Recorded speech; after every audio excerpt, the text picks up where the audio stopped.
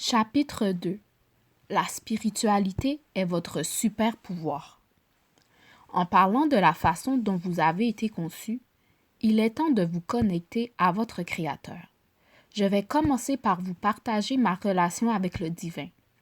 Nous nous sommes rencontrés à l'église évangélique du centre-ville où mes parents conduisaient mon frère et moi chaque dimanche matin, dimanche soir et mercredi soir. Oh, et n'oublions pas les rassemblements improvisés du Saint-Esprit le vendredi soir. Clairement, j'étais une chrétienne certifiée dès mon plus jeune âge. À 5 ans, je pouvais réciter tous les livres de la Bible et à 12 ans, je parlais en langue. La plus grande bénédiction d'avoir été élevée dans une église chrétienne fondamentaliste, c'est que vous développez une relation sérieusement proche et intime avec Dieu dès le berceau. Dire que le grand bonhomme et moi étions en communication directe depuis que je savais ramper est donc un euphémisme. Tout au long de cet audiobook, vous m'entendrez utiliser Dieu, esprit, univers, source, intelligence infinie et guidance divine de manière interchangeable. Bien sûr, sentez-vous libre d'insérer le vocabulaire qui résonne avec vous. Même si avec le temps, certaines des règles plus dogmatiques que j'ai apprises à cette époque de ma vie se sont estompées, ma foi, elle, ne s'est jamais éteinte. Ma relation avec l'esprit a toujours été ma fondation solide. Et pour cela, j'en suis profondément reconnaissante. De la manifestation de mes plus grands désirs jusqu'au moment où Dieu m'a sorti du caniveau, il a toujours été là pour moi. Est-ce que je me suis déjà fâchée contre l'univers? Bien sûr. Est-ce que j'ai déjà été si déprimée que j'ai mangé de la pizza Domino tous les jours pendant 2 semaines au lieu de consulter Dieu? Évidemment. Ai-je déjà perdu toute foi dans l'existence de mon âme sœur et me suis-je temporairement convaincue que je ne rencontrerais jamais mon homme? Triste mais vrai. Ai-je déjà été furieuse de façon volcanique à propos du trafic sexuel d'enfants, de la pauvreté mondiale et du plastique dans nos océans? Oui. Et me suis-je déjà retrouvée sur le ring avec l'esprit, terrifiée à l'idée que l'argent n'arriverait pas? Peut-être. Avec le temps, j'ai personnalisé et transformé ma relation avec l'univers. Et aujourd'hui, elle est aimante, guidante, bienveillante, indulgente, inconditionnelle et hautement communicative des deux côtés. Mon Dieu n'est pas en colère, punitif, enfermé dans une boîte, ni dépourvu de compassion. Il n'est pas non plus absent, difficile à trouver, émotionnellement indisponible ou distant. Moi, en revanche, j'ai été tout cela, surtout lorsque je ne nourris pas ma connexion spirituelle comme le super pouvoir qu'elle est. À la fin de chacun de ces scénarios tristes et parfois pathétiques, j'ai toujours retrouvé mon chemin vers la source. Et heureusement, j'y suis accueillie à bras ouverts à chaque fois. Et comme de vrais meilleurs amis, nous reprenons exactement là où nous nous étions arrêtés. Il peut en être de même pour vous. Même si vous êtes mal à l'aise et que vous ne savez pas trop jusqu'à quel point vous voulez connaître ou faire confiance à l'univers, c'est correct. C'est un processus. Que vous ayez vécu des excès similaires ou des combats sur le ring, que votre agitation quotidienne ait accidentellement relégué votre spiritualité au second plan, que vous ayez fonctionné en pilote automatique si longtemps que votre vie de prière se soit transformée en véritable somnifère, que vous ayez confiné Dieu uniquement au dimanche ou que vous n'ayez jamais vraiment donné sa chance à une puissance supérieure, voici votre opportunité de créer ou de renforcer la fondation spirituelle que votre âme désire ardemment. Chaque personne possède une relation individuelle et unique avec l'intelligence infinie. Et vous avez le pouvoir de décider à quoi ressemble cette connexion pour vous. Ma chère, ne pensez surtout pas que la vôtre doit ressembler à la mienne ou qu'elle est censée le faire. En tant que reine, vous avez le droit de concevoir ou d'approfondir votre propre relation unique et soutenante avec l'univers, votre fondation spirituelle. Au cœur de chaque reine se trouve sa relation hautement développée avec la source. C'est le plus beau cadeau qu'une femme puisse se faire à elle-même. En tant que reine, c'est notre force motrice. notre refuge le plus sûr, notre fondation. Vous cherchez l'amour inconditionnel, la véritable sécurité, la paix complète, la confiance de femme leader, un profond sentiment d'appartenance, un soutien total, une guidance claire à des pouvoirs de guérison. C'est votre allié. Et si vous souhaitez éliminer ce sentiment de ne pas être assez ou de ne pas être digne, ne cherchez pas plus loin. L'univers ne fabrique pas d'êtres humains en superflu. Cela signifie que tout le monde compte et que chaque vie est précieuse, y compris la vôtre. Avec l'esprit à vos côtés, vous ne douterez plus de vos capacités ni de votre destinée à vivre une vie épique. Où que vous en soyez sur votre chemin, votre mission unique est une force indestructible en vous. Bien qu'elle ait été étouffée, emprisonnée dans des listes interminables de choses à faire et enfermée dans la pensée médiocre et limitée du monde, elle n'a besoin que d'être reconnectée à la nature illimitée de l'esprit pour s'épanouir. Être occupée est ennuyeux pour la femme moderne. Trop souvent, nous nous sommes habitués à tolérer sans réfléchir des journées sans passion devant nos ordinateurs, des salades de poulet fades et des horaires surchargés. Par conséquent, nous perdons l'habitude d'utiliser nos super-pouvoirs spirituels pour créer des miracles dans notre vie épique et nous revenons aux règles et restrictions poussiéreuses fabriquées par l'homme de la société. Vous devez épargner pour la retraite, disent-ils. Mariez-vous, obtenez une hypothèque, couchez-vous tôt un soir d'école, surveillez votre taille, allez à l'université et trouvez un emploi. Ne touchez pas à votre 401 000 comme si ce n'était pas à vous. Ajoutez une clôture blanche et une mini-fourgonnette qui porte n'importe quel nom sauf ce qu'elle est vraiment, Sienna ou Odyssée. Et quelque part en chemin, nous avons glissé à nouveau dans la pensée inconsciente et fondée sur la rareté du monde, et nous en avons fait notre Église. Dieu ne joue pas selon les règles de la société, ni selon celles de votre arrière-grand-père. L'intelligence infinie vous a-t-elle guidé à remplir votre compte d'épargne ou était-ce le conseil de votre planificateur financier? Avez-vous été spirituellement guidé à acheter cette maison même si vous ne l'aimiez pas vraiment ou est-ce votre mère qui a décrété que c'est ce que font les adultes responsables? Êtes-vous convaincu que vous ne pouvez pas lancer l'entreprise de vos rêves parce que vous n'en savez pas encore assez? Parce que clairement, ce n'est pas l'univers qui a inventé la règle absurde selon laquelle il faudrait 10 000 heures d'expérience ou plusieurs doctorats pour être d'une grande utilité dans le monde. Il existe une différence significative entre ce que les humains pensent possible et ce que Dieu sait possible. L'esprit fonctionne à 180 degrés à l'opposé de la pensée des mortels. Quel soulagement! L'univers ne se soucie pas réellement de stratégie, de statistiques, de praticité, ni même de probabilité, car son royaume est celui des possibilités illimitées et des miracles quotidiens. L'esprit vient de l'amour. Et si nous n'y prenons pas garde, les humains peuvent fonctionner presque qu'exclusivement à partir d'un état d'esprit fondé sur la peur. L'esprit croit en l'abondance illimitée là où les gens croient au manque. La voie de l'esprit est la générosité et le pardon là où les humains ont appris à s'assurer d'obtenir leur juste part et à ériger des murs de protection. L'univers n'a jamais voulu que la vie soit remplie d'anxiété. Vous pouvez vous attendre à moins de rides et de ridules lorsque vous recevez votre guidance de la source plutôt que de ceux qui vivent selon les lois terrestres. L'esprit rit affectueusement de vos croyances erronées lorsqu'il vous entend dire que vous vous sentez en sécurité avec un certain montant d'argent sur votre compte, comme si votre solde bancaire était la source elle-même.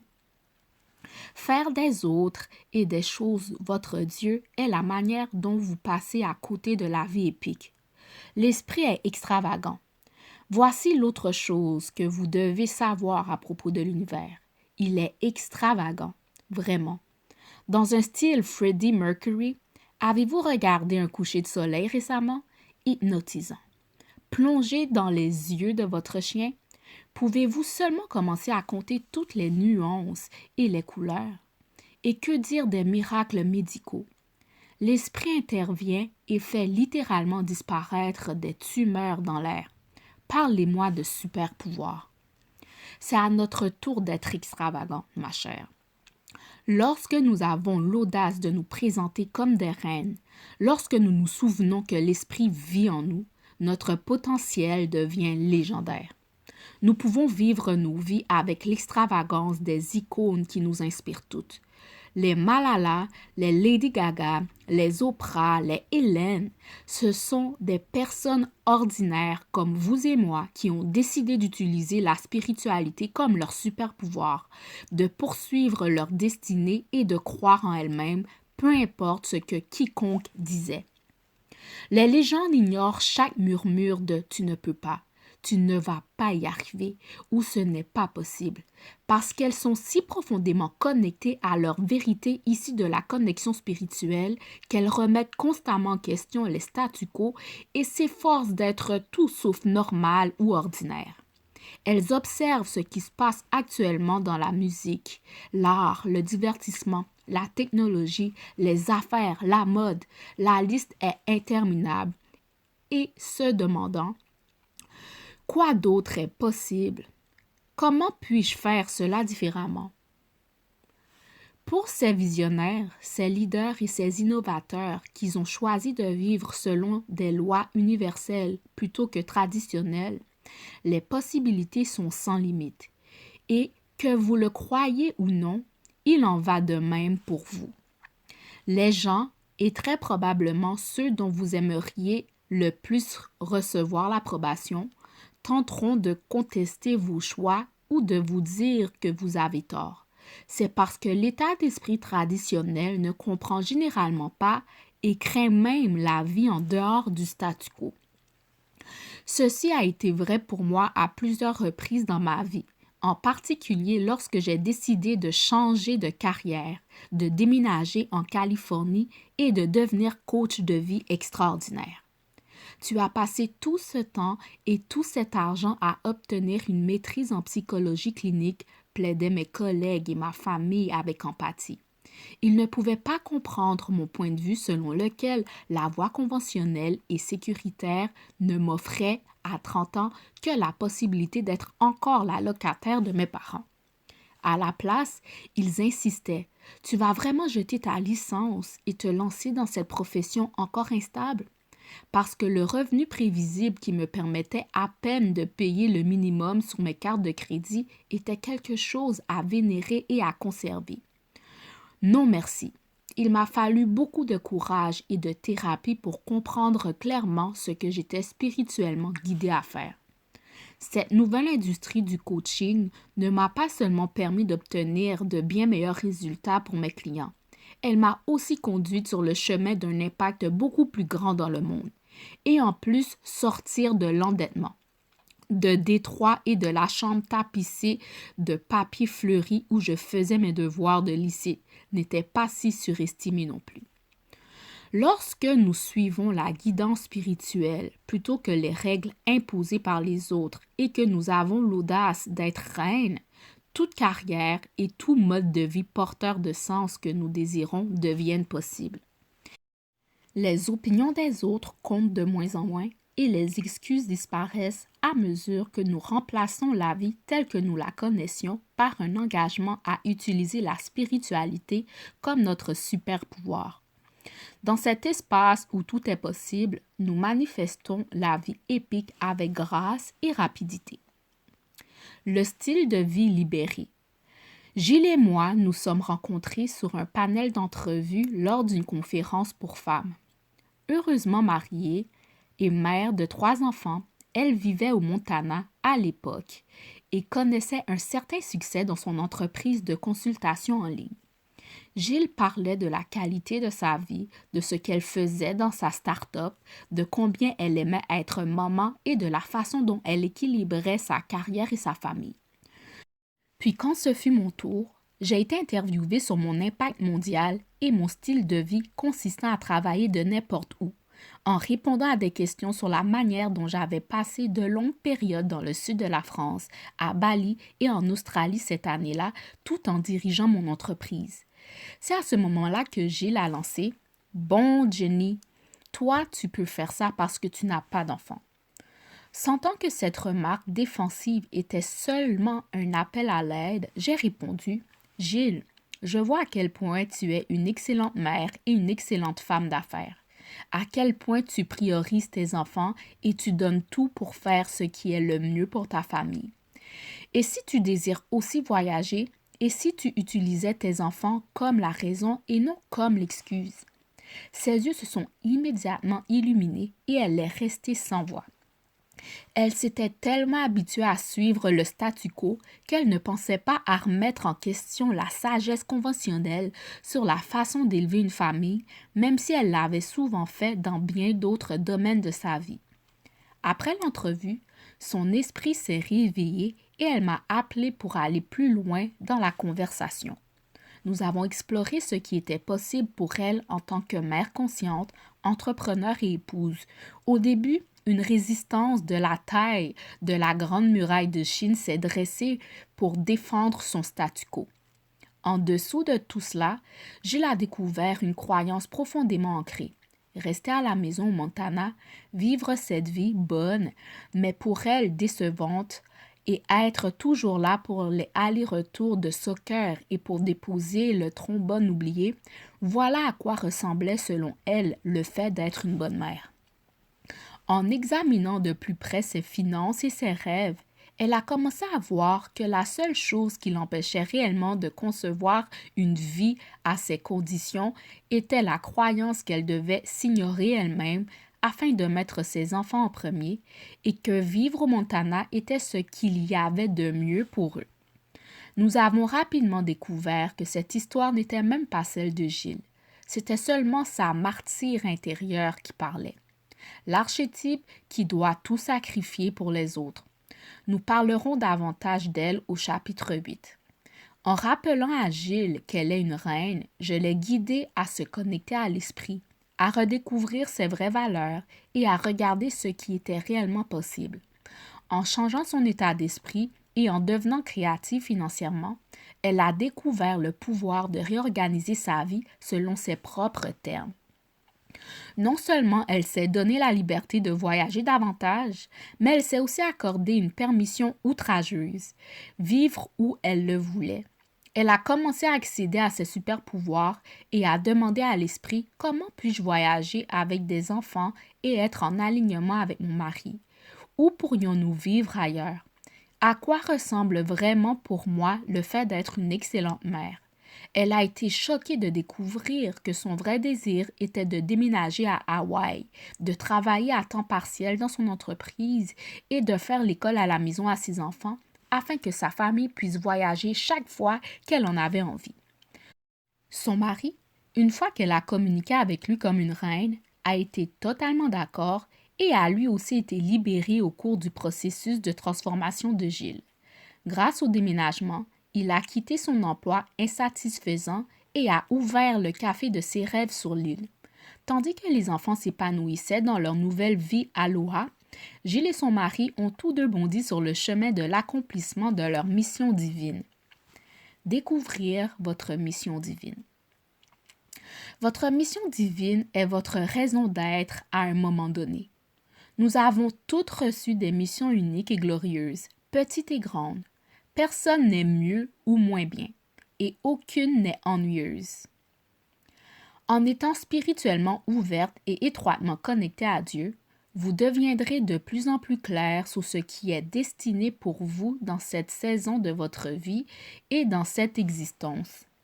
La mission divine de Gilles était de regarder ce que cela signifiait réellement d'être une excellente mère.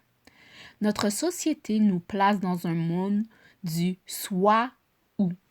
Quand Gilles est entrée dans sa royauté, elle a pris position pour le et, en s'autorisant à explorer ce que cela donnerait de prioriser ses enfants et elle-même et son mari. Toute la famille de Gilles est plus heureuse parce qu'elle a exprimé sa vérité et a accompli sa mission divine. C'est ainsi que tout le monde gagne. Parfois, votre attention sera dirigée vers quelque chose d'important, comme découvrir le but de votre vie, accepter votre mère telle qu'elle est, entreprendre une grande transformation de santé ou pardonner à un ex. D'autres fois, on vous confiera une mission divine plus embouchée, mais non moins significative. Prendre rendez-vous chez le dentiste, inviter une amie à dîner, reprendre votre routine de soins de la peau, tonique inclus, vider votre boîte courriel ou arrêter la caféine. Quelle que soit votre mission, elle est conçue pour vous faire avancer davantage sur votre chemin épique. La double bénédiction de l'accomplissement de votre mission divine, c'est que tout en devenant votre meilleure version et en vivant la vie au maximum, vous faites la plus grande différence dans la vie des autres d'une manière que vous seul pouvez faire. Désir. Tout ce dont vous avez besoin, c'est du désir d'avoir une relation plus forte avec l'univers et vous verrez des manifestations de co-création qui ajoutent des paillettes à votre vie. Si cela vous semble trop simple ou trop beau pour être vrai, c'est seulement parce que vous écoutez les voix du monde plutôt que l'invitation généreuse de l'esprit. C'est vrai. Si vous commencez par faire savoir à la source que vous souhaitez une connexion intime, je vous promets qu'elle vous rencontrera là où vous en êtes d'une façon qui vous rendra certaine que l'esprit se manifeste dans votre vie. Quand je communique à Dieu ma demande, ma prière ressemble à peu près à ceci. Cher Dieu, je suis prête pour plus de plaisir, plus de miracles, plus de puissance, plus de sagesse, plus d'abondance et plus d'amour. Je sais que tu es la source de tout cela et je te demande de me montrer comment approfondir ma connexion avec toi. S'il te plaît, manifeste-toi plus clairement dans mes méditations, mes pensées et mon intuition, et guide mes actions. Montre-moi comment être davantage la femme que tu m'as créée pour être. Montre-moi comment être d'un plus grand service dans le monde. Je te demande de circuler à travers moi d'une plus grande façon. Merci pour ma vie. Merci pour cette relation. Merci pour ton amour inconditionnel et ainsi soit-il. Amen. Guérison. Si vous manquez de désir de développer une connexion spirituelle plus profonde parce que vous ne croyez pas vraiment à ces choses-là, parce que vous avez vécu une blessure religieuse ou parce que vous êtes carrément en colère que Dieu n'ait pas été là pour vous lorsque vous en aviez le plus besoin, guérissons cela. Vous ne pouvez pas renforcer une relation contre laquelle vous gardez secrètement une rancune. Ce ressentiment ne vous sert pas et vous empêche de recevoir les bénéfices d'un alignement spirituel solide. Je comprends que vous puissiez être convaincu, en raison de circonstances passées et de données que vous avez accumulées en chemin, que ce truc ésotérique n'est pas pour vous ou que vous avez décidé que la seule personne à qui vous êtes prête à faire confiance, c'est vous-même. Ce n'est pas l'état d'esprit de la reine. Et souvenez-vous, ma chère, vous êtes bel et bien une reine. Ce qui s'est passé dans le passé peut sembler injuste. C'était probablement très douloureux, vous amenant à fermer votre cœur parce que c'est ce qu'on vous a appris à faire pour vous protéger. La seule véritable sécurité vous attend de l'autre côté de la guérison. La reine en vous sait que tout ce qui arrive dans nos vies est là pour faire de nous les femmes que nous sommes. Il est approprié de ressentir des niveaux normaux de deuil, de tristesse ou même de rage lorsque vous avez vécu quelque chose de blessant ou de traumatisant. Il est simplement nécessaire que nous ne fabriquions pas nous-mêmes une douleur supplémentaire comme les victimes le font souvent. Si vous êtes prête, voyons ce qui est possible de l'autre côté de cette douleur. Les reines savent que quelque chose de plus grand et de meilleur attend toujours de se révéler à nous. La réalité est plus douce que les histoires que nous nous racontons à son sujet. La guérison commence par une simple prière. Cher esprit, je suis en colère. Tu n'as pas été là pour moi de la façon dont je le voulais ou l'attendais. Je suis blessée et cela m'a donné l'impression que je ne peux pas te faire confiance. Je résiste même à l'idée d'essayer d'avoir une relation plus profonde avec toi parce que je ne veux pas être déçu à nouveau. Cependant, si tu écoutes, j'ai décidé de voir ce qui est possible pour moi et pour nous. Je te demande de te manifester dans ma vie d'une manière qui me fera savoir que c'est toi sans l'ombre d'un doute et que je suis aimée et prise en charge. Je suis fatiguée de me sentir ennuyée, perdue et ignorée.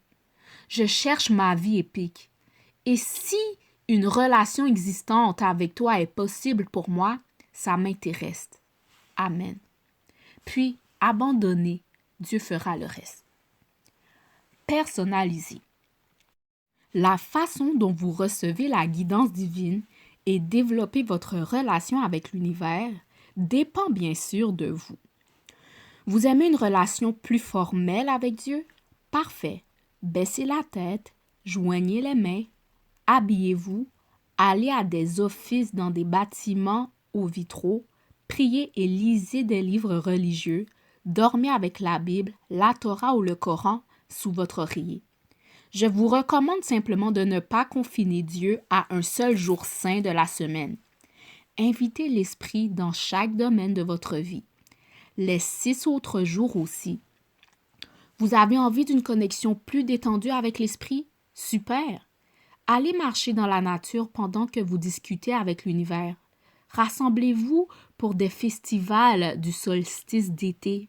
Méditez ou commencez votre journée avec des salutations au soleil.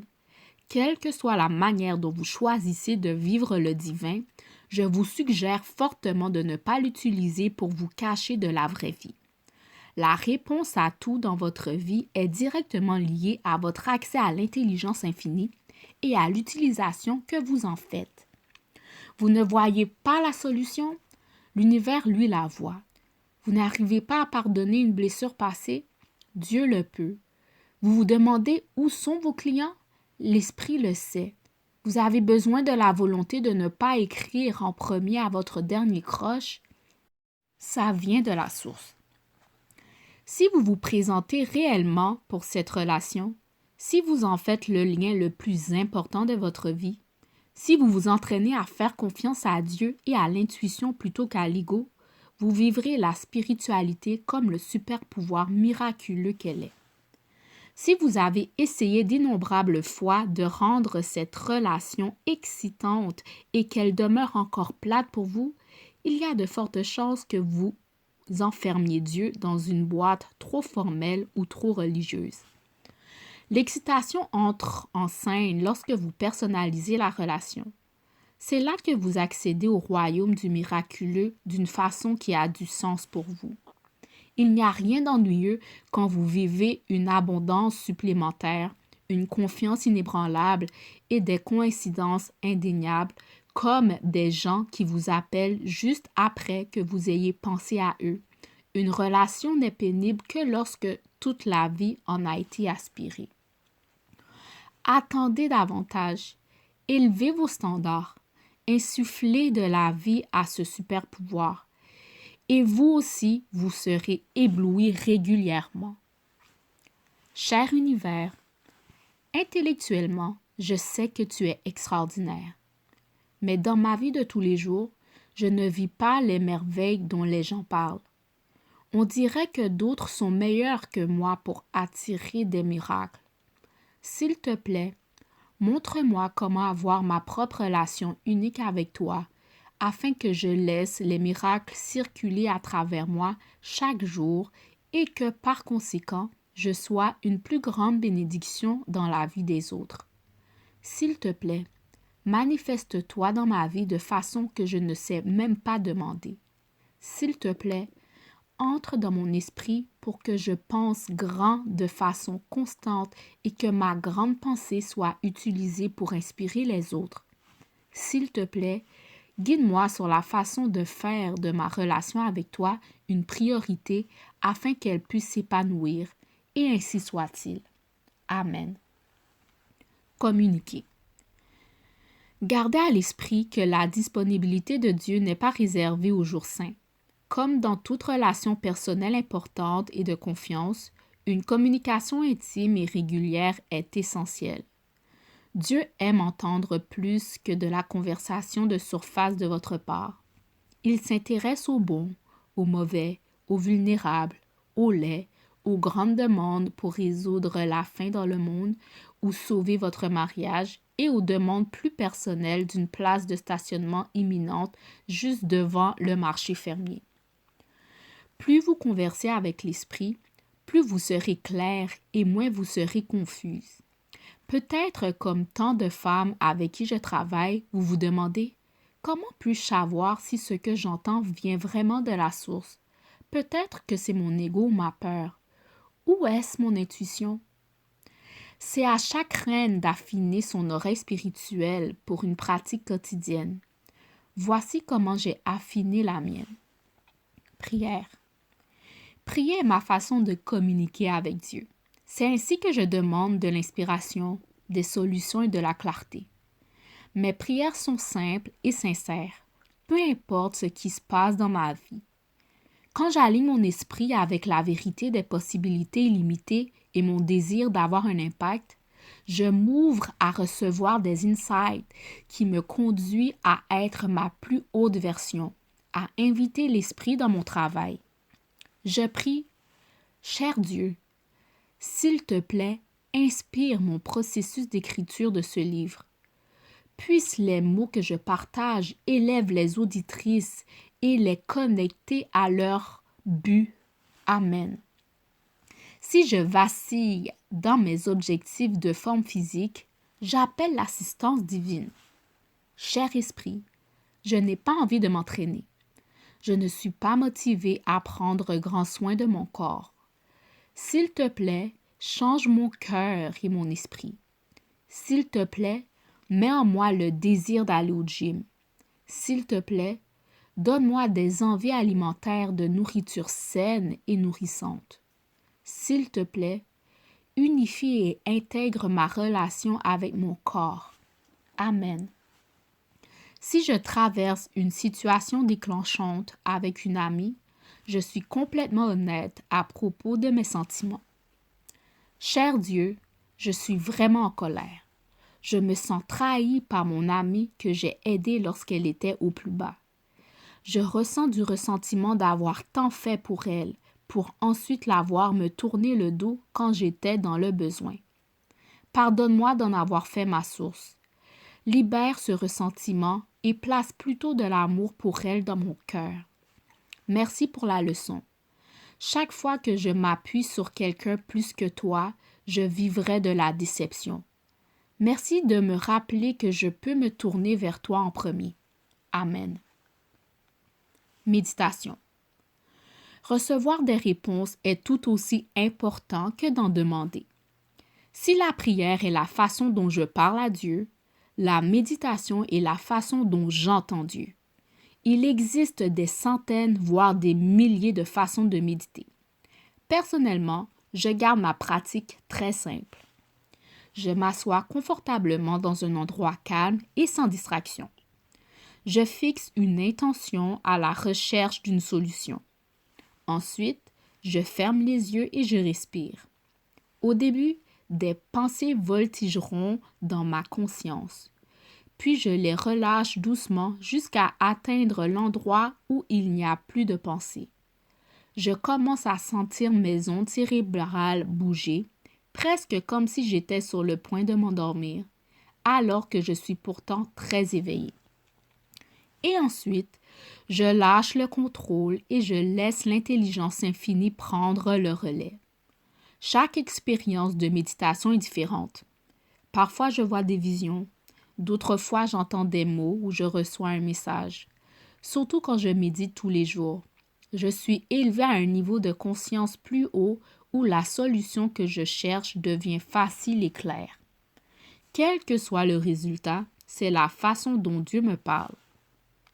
Journal. Enfin, j'écris beaucoup dans mon journal.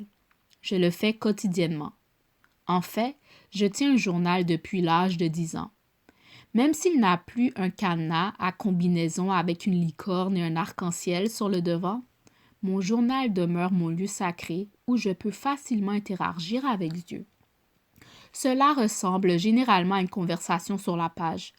Je pose une question à l'esprit, j'écris la réponse, et ça va et vient comme un dialogue dans un scénario de film. Savoir si c'est votre voix ou la voix de Dieu dans votre tête vient avec la pratique. Avec le temps, vous obtenez de la clarté et un sentiment de savoir avec certitude. En attendant, je m'appuie sur la confirmation. Si je ne suis pas sûre ou si je ne vois pas clair, je continue de prier et de demander une guidance sans équivoque et des signes qui ne sont pas de simples caprices, mais de vraies confirmations. L'entraînement spirituel quotidien. Inclure Dieu comme partenaire tout au long de votre journée rend littéralement la vie divine. Vous n'êtes pas censé tout porter seul. L'Esprit est là pour vous guider. Comme dans toute relation, plus vous passez de temps à connaître quelqu'un, plus vous vous rapprochez. Et tout comme avec la forme physique, la constance est la clé pour garder vos muscles spirituels forts. Si je manque de temps, mon entraînement spirituel quotidien inclut 5 minutes de lecture, 5 minutes d'écriture, 5 minutes de méditation et 5 minutes de mouvement. Passez ne serait-ce que 20 minutes au début de votre journée à vous connecter consciemment à l'intelligence infinie nourrira votre super pouvoir et fera des merveilles dans votre vie. Si vous n'avez aucun mal à vous amener au gym chaque jour, mais que vous ressentez de la résistance à l'idée d'écrire, de rester assise ou de vous arrêter pour prier, souvenez-vous que plus vous pratiquez, plus cela devient facile. Et puis, vous pouvez tout faire pendant 20 minutes. Et plus vous voyez et ressentez les résultats de la clarté sur votre intuition, plus vous commencerez naturellement à vous appuyer sur votre pratique quotidienne, à l'apprécier et à l'attendre avec impatience. Invitation à utiliser vos super pouvoirs 24/7. Une fois que j'ai su que je pouvais compter sur Dieu dans chaque domaine de ma vie, et pas seulement ceux socialement acceptables, j'ai enfin pu abandonner mon plan d'évasion consistant à déménager à Cypress pour servir des tables chaque fois que la vie ne se déroulait pas comme je le désirais. Avoir une relation solide avec la source ne signifie pas que votre vie sera sans obstacles, mais en tant que reine, vous commencerez à les voir comme des invitations à utiliser vos super pouvoirs. Voyez-vous, l'accès à la guidance divine vous donne les prochaines étapes claires à chaque tournant. L'Esprit n'a pas conçu la recherche de réponses pour qu'elle soit aussi difficile que de déchiffrer le code Da Vinci. La vérité universelle est « demandez et vous recevrez ». Au fond de nos âmes, nous les femmes le savons. Maintenant, il est temps de demander depuis un endroit profond et de façon constante afin que nous puissions réclamer la vie épique qui nous est destinée. Quand vous êtes connecté à Dieu et que vous vivez selon les lois spirituelles, être extravagante deviendra naturel. Avec l'audace d'être reine, vous êtes prête à jouer dans l'espace où se créent des chefs-d'œuvre, où naissent les légendes et où des efforts humanitaires épiques mettent fin à la souffrance. Quand vous priorisez votre relation avec l'Esprit, votre mission divine deviendra claire. Faites de la création de votre vie épique, guidée par votre relation avec Dieu, votre nouvelle obsession. Et vous deviendrez indisponible à toute opinion contradictoire sur ce qui est possible pour vous, afin qu'elle n'entre plus dans votre cœur et votre esprit. Bienvenue dans la dévotion totale et la servitude de votre potentiel. C'est ainsi que vous cessez de vous ennuyer et d'ennuyer Dieu.